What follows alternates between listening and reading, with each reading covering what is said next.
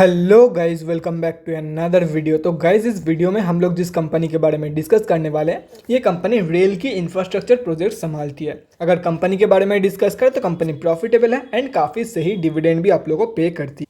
अगर dividend yield के बारे में डिस्कस करें तो वो अप्रॉक्सीमेटली 5% के आसपास निकल के आ रही है। इस कंपनी में 78% पैसा जो है वो प्रोमोटर्स का लगा हुआ है। दिसंबर की क्वार्टर में एफआईआईज ने अपनी होल्डिंग इंक्रीज किया है इस कंपनी में।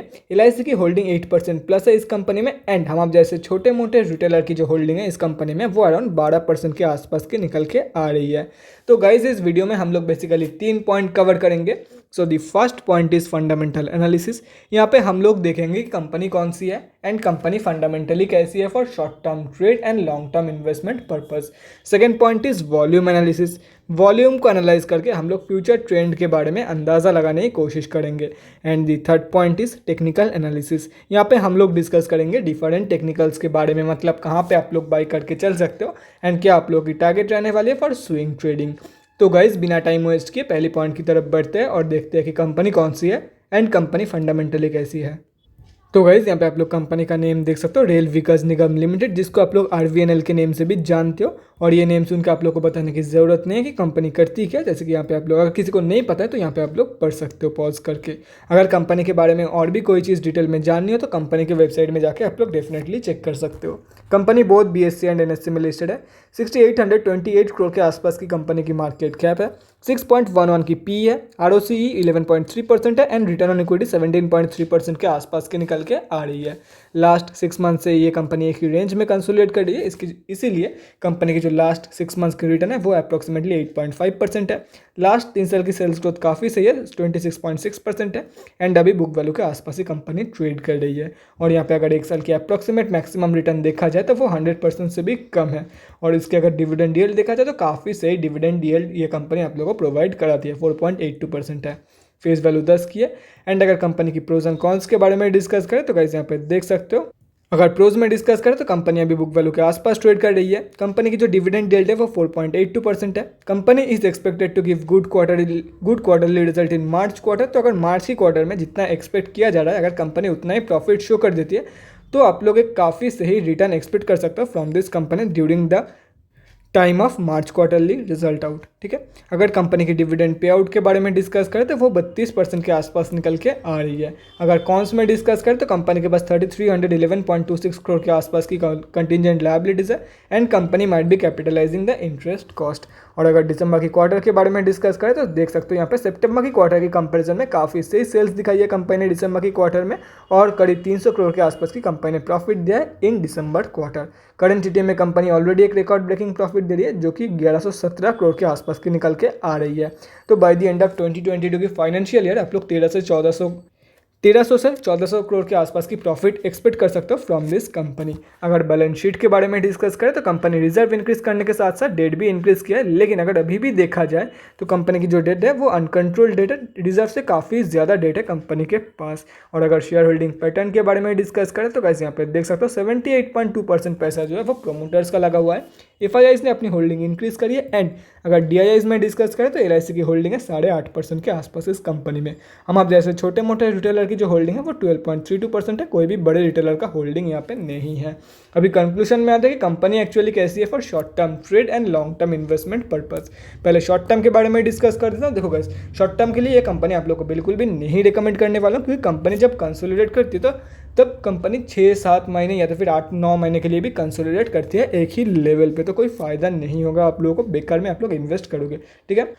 और रही बात लॉन्ग टर्म की, तो देखो लॉन्ग टर्म में 2 तरीके का इन्वेस्टर होता है। एक होता है रिटर्न के लिए जो लोग इन्वेस्ट करते हैं एंड एक होता है डिविडेंड इन्वेस्टर। तो अगर आप लोग डिविडेंड इन्वेस्टर हो तो काफ़ी सही कंपनी है। बाकी अगर आप लोग रिटर्न के लिए इन्वेस्ट करते हो तो ये कंपनी आप लोगों के लिए नहीं है। और वो क्यों नहीं है, यहाँ पे आप लोग शेयर प्राइस की ग्रोथ देख के समझ सकते हो।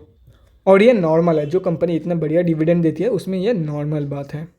तो गाइज, ये तो हो गया हमारा फर्स्ट पॉइंट। अब हम लोग बढ़ते हैं हमारे सेकंड पॉइंट की तरफ और देखते हैं कि फ्राइडे के दिन मतलब कल कंपनी में क्या हुआ था। तो गाइस यहाँ पे हम लोग आ चुके हैं एनएससी के वेबसाइट पे। अगर देखा जाए तो 18,70,063 क्वांटिटी में ट्रेड लिया गया था, जिसका वैल्यू लगभग 612 लाख रुपीस के आसपास निकल के आ रही है। 2729 सेलिंग ऑर्डर पेंडिंग है 32.75 की मतलब मार्केट प्राइस पॉइंट पे, जैसे कि आप लोग यहाँ पे देख सकते हो। और अगर डिलीवरी परसेंटेज के बारे में डिस्कस करें तो वो 37% के आसपास निकल के आ रही है। मतलब मेजॉरिटी ऑफ द ट्रेड जो है वो इंट्राडे में लिया गया कंपेयर टू डिलीवरी ट्रेड। यहाँ से आप लोग को साफ पता चल रहा है कि कंपनी में जो है वो कोई भी बंदा पोजीशन बनाने के लिए रेडी नहीं है। और ऐसा तभी होता है आइदर कंपनी कंसोलिडेट कर रही है या तो फिर कंपनी कोई रेजिस्टेंस के आसपास ट्रेड कर रही है और कंपनी नीचे जाने के लिए वेट कर रही है। अगर ये दो केसेस में से कोई भी एक केस होता है तो ही ये आप लोगों को देखने को मिलता है। देखो गाइस, ये सिंपल सी बात है, कंसोलिडेशन जोन में कोई क्यों बाय करेगा कंपनी को, ठीक है, ये फैक्ट है, क्योंकि किसी को नहीं पता कब कंसोलिडेशन पीरियड जो है वो ओवर होगा और उसके बाद कंपनी ब्रेकआउट देगा। और ये भी श्योर नहीं है कि अगर ब्रेकआउट दे दिए तो नीचे की तरफ देगी या ऊपर की तरफ। इसीलिए कंसोलिडेशन जोन पे कोई भी बंदा अपना पोजीशन बनाना नहीं चाहता है। मैक्सिमम बंदे जो है वो पोजीशन बनाना नहीं चाहता है। और कंपनी अगर कोई रेजिस्टेंस के आसपास ट्रेड कर रही है तो जो ट्रेडर्स होते हैं वो भी पोजीशन नहीं बनाता है कंपनी में जब तक ना वो कंपनी उस रेजिस्टेंस को क्रॉस कर लेती है या तो फिर उस रेजिस्टेंस को फेस करके नीचे गिर जाती है एक सेफ लेवल तक। तब तक कंपनी में कोई भी मेजॉरिटी ऑफ द बंदे जो है वो पोजीशन नहीं बनाना चाहता है। तो अब देखते हैं कि अभी कंपनी में कौन सा हो रहा है, कंसोलिडेट कर रही है कंपनी या तो फिर कोई रेजिस्टेंस के आसपास ट्रेड कर रही है, देखते हैं वो। और उसके साथ साथ हम लोग ये भी देखेंगे कि कंपनी में ये जो 18,70,000 के आसपास की वॉल्यूम निकल के आई है, क्या ये कंपनी की एवरेज वॉल्यूम है, एवरेज से ज़्यादा है या एवरेज से कम। और वो ये दोनों चीज़ हम लोग को पता चलेगा एनएससी के डेली चार्ट पे। तो गाइस बिना टाइम वेस्ट किए एनएससी के डेली चार्ट की तरफ बढ़ते हैं और देखते हैं कि वॉल्यूम का क्या सीन है। और उसके साथ साथ स्विंग ट्रेडिंग लेवल्स के बारे में भी डिस्कस करेंगे हम लोग। तो गाइस यहाँ पे हम लोग एनएससी के डेली चार्ट पे आ चुके हैं। अगर कल के बारे में डिस्कस करें तो कल कंपनी 0.46% अप थी एंड 32.75 रुपये के आसपास कंपनी यहाँ पे ट्रेड कर रही है। और यहाँ पे अगर वॉल्यूम के बारे में डिस्कस करें तो वॉल्यूम तो एवरेज से स्लाइटली कम ही निकल के आई है, लेकिन अगर वॉल्यूम की स्ट्रेंथ देखा जाए तो वो एकदम बेकार है, अंदर से खोखला है। और जैसे कि मैं बोल रहा था, देखो गाइस कंपनी ये जो रेजिस्टेंस आप लोगों को दिख रहा है इसी के आसपास कंपनी अभी ट्रेड कर रही है। तो कोई बंदा क्यों बेकार में रिस्क लेके यहाँ पे बाई करेगा रेजिस्टेंस के आसपास, क्योंकि अगर कंपनी ऐसे नीचे गिर जाती है तो उसको बेकार में लॉस हो जाएगा। लोग बाई कब करेंगे, जब कंपनी ऐसे सक्सेसफुली रेजिस्टेंस लेके, जब कंपनी फिर से ये जो 30 रुपीज़ के लेवल आप लोगों को दिख रहा है, जब यहाँ तक फिर से कंपनी गिर जाएगी या तो फिर 33.25 की जो आप लोगों को रेजिस्टेंस दिख रहा है इसके ऊपर अगर कंपनी सक्सेसफुली क्लोजिंग करती है तो फिर से लोग बाई करना स्टार्ट करेंगे।